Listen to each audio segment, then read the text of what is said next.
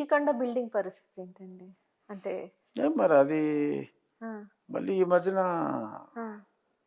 జనం అందరూ దాన్ని మర్చిపోయారు. మర్చిపోయారు. అదే. ఎందుకంటే మాది విశాఖపట్నం మా బాధ మాది. అది మిగతా భూములు ఎలా ఉన్నాయో అవును. తెలీదు. ఇదొక్కటి బయటకొచ్చింది. ఆ బ్యూటిఫుల్ ప్లేస్‌నంతా డ్యామేజ్ చేశారు. ఆయన అదే. ఒక వ్యక్తి ఆ! అతను పర్సనల్‌గా ఉండటం కోసం అదే. ఏదో అన్ని అబద్ధాలాడి ఆ!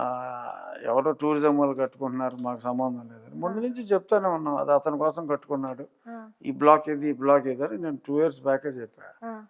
ఆ తర్వాత ఈళ్ళేదో అరే! ఇతనేమో అక్కడికెళ్ళాలనుకున్నాడంట. ఆ! ఆళ్ళెవరో బీచ్ రోడ్‌లో వెళ్తా ఉంటే, అరే! భలే బిల్డింగ్ ఉంది ఇక్కడ. ఆ! ఇది సీఎంకి సూట్ అవుతుందేమో ఆ! అని ఆ! ఒక సలహా ఇచ్చారంట. ఆ! ఇదంతా డ్రామా. ఓకే. ఆ! సో, చీప్ డ్రామా హ్మ్. హ్మ్. అడ్డంగా దొరికారు. ఆ! ఆ! బట్ ఇప్పుడది ఆ! పడగొట్టడం కరెక్ట్ కాదు. అదే. డెఫినిట్‌గా. అవును. 500,00,00,000 ప్రజాధనం. అవును.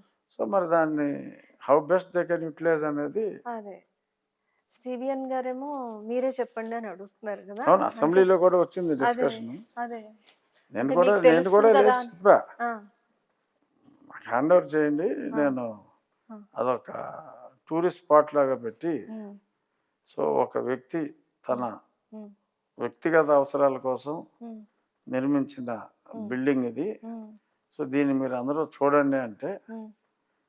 టికెట్ పెడితే డబ్బులొస్తాయి. హ్మ్. అదర్‌వైజ్ అక్కడ ఉన్న బెడ్‌రూమ్‌లు 6, 7 అంతే. హ్మ్. హ్మ్. అయి అద్దెకిచ్చినా కూడా ఏమి డబ్బులు రావు. అవును. అవును. అది టికెట్ పెడితే అవును.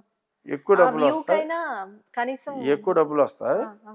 అండ్ ప్రజలందరికీ కూడా ఉపయోగపడుతది. ఆ! ఉపయోగం గాదు. ఆ! అతనెంత నష్టం చేకూర్చాడో తెలుసు. చూసిన ప్రతి వాడికి అర్థమవుతుంది. పొ కంటిన్యూయస్‌గా పొలిటికల్‌గా కూడా అడ్వాంటేజ్ అది. ఓకే. అది. కొంత డబ్బు రికవరీ ఉంటుంది. పొలిటికల్‌గా హ్మ్. ఇంకా మేము గొంతు చించుకుని ఆ! జగన్మోహన్ రెడ్డి అలా చేశాడు, ఇలా చేశాడు అని చెప్పక్కర్లా. హ్మ్. హ్మ్. అది చూపెడితే చాలు. అదే. అదే. ఓకే.